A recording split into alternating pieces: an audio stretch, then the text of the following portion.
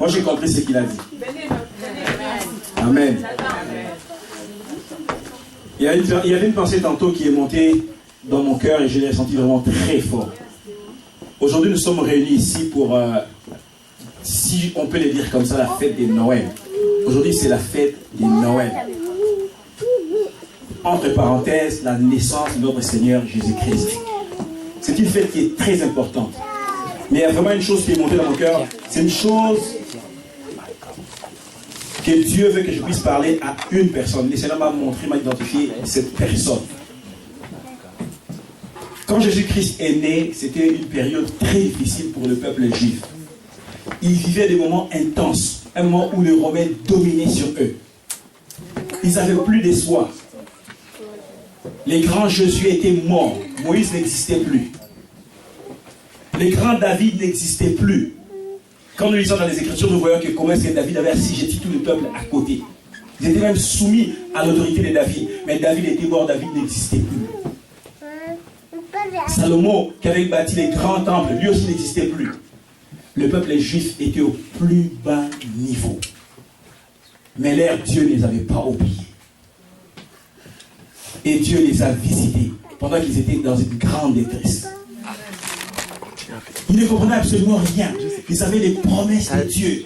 Dieu avait promis un jour envoyer un Messie pour les sauver, pour les délivrer. Mais c'était Rome qui dominait sur eux. La preuve en est même au-dessus de la croix de Jésus. Ils avaient écrit « C'est Lucie, le roi des Juifs » en hébreu, en grec, puis en latin. Alléluia. Amen. Imaginez quelqu'un arrive au Congo. Frère, on n'a pas besoin de la musique. Imaginez une personne arrive au Congo et on impose aux Congolais de parler anglais, pour ne pas dire certaines langues. Alléluia. Amen. Et ils avaient imposé même aux Juifs de ne plus parler hébreu. Au-dessus de la croix de Jésus, c'est écrit en latin. Lui, le roi des Juifs, ils ont écrit ça en latin. Papa, te vois une musique. Juste pour montrer les niveaux où le peuple était opprimé. Et à chaque fois, il pensait à la gloire passée. Il pensait au roi David. Il pensait à Salomon. Papa, arrête. C'est l'ordinateur. Mais c'était l'ordinateur. Alors, à chaque fois qu'il voyait les Romains, à chaque fois qu'il voyait ces gens en train de les oppresser, il pensait toujours à la gloire du passé.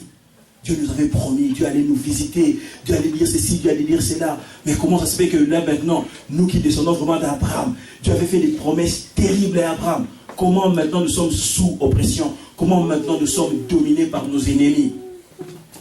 Et les Romains répétaient à chaque fois: oh, Josué n'existe plus, vous êtes sous notre domination. C'était pendant cette période, cette saison que le Seigneur a visité Israël. Si les gens vous oublient, Dieu ne vous a pas oublié. Dieu connaît chacune des promesses qu'il vous a faites.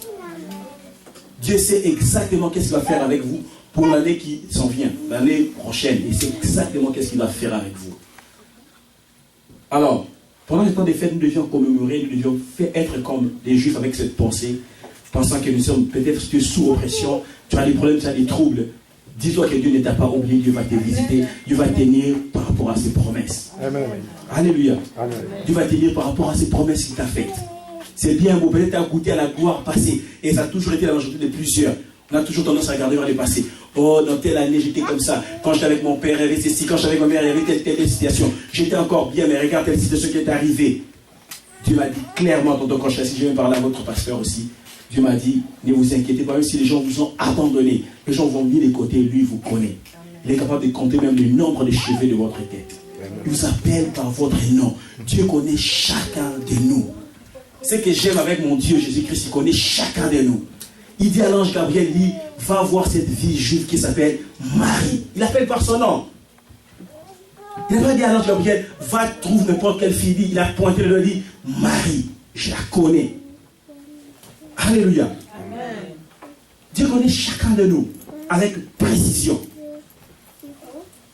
Alors ce qui est passé est passé.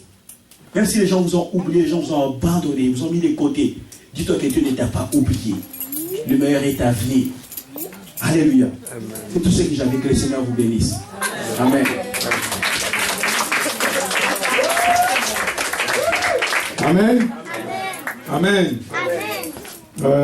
Quand on avait commencé, je disais, parce qu'il y a plusieurs personnes qui n'étaient pas là, je disais que nous avons organisé ces banquets.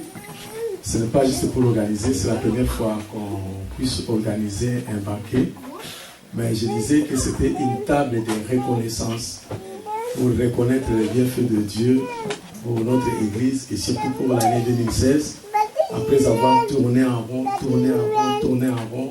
Dieu nous a bénis et Dieu nous a menés jusqu'ici. Amen. Amen. Donc, j'avais remercié les gens qui ont contribué et il y a d'autres personnes qui n'étaient pas là. Donc, je remercie chaque personne qui a contribué financièrement, matériellement, spirituellement, par ses prières, par quoi que ce soit, afin que cet endroit, nous puissions faire des prières pour Dieu. Amen. Que Dieu puisse vous rendre au centuple et que Dieu puisse multiplier votre récolte et que vous puissiez recevoir au centuple. Amen. Amen. Donc, je vous bénis, je vous remercie. Et ma prière est encore que vous puissiez continuer à soutenir ce ministère parce que nous avons beaucoup de choses à faire pour l'année 2017. Donc, plusieurs conventions, plusieurs choses à faire qui demandent vos prières, qui demandent votre soutien, qui demandent votre présence, qui demandent que vous soyez là.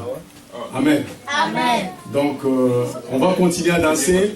Maman Cathy va préparer les gâteaux et on va manger les gâteaux et vraiment à minuit on va essayer de quitter ici et retourner chez nous petit à petit pour aller se reposer et les événements à venir et que nous aurons réveillon de Noël, de fin d'année ici. Donc le 31 décembre nous serons ici de 23h jusqu'à 5h du matin. Amen. Amen. Venez commencer une année nouvelle dans la prière. Venez commencer 2017 dans la prière. Quand vous allez sortir les premiers, la dinde, la viande, tout ce que vous voulez, ça vous attend chez vous, vous pouvez le faire. Amen. Amen. Donc nous serons ici, l'Église Nation Unie pour Christ, ministère Hosanna. Donc ne manquez pas cet événement. Et vraiment, ce sera très bénissant. Que Dieu vous bénisse et on continue.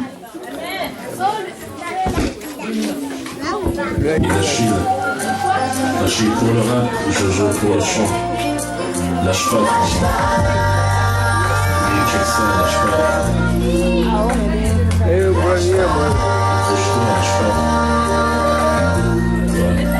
C'est bon? Non. C'est bon? Non, merci. Pourquoi veux-tu tout abandonner?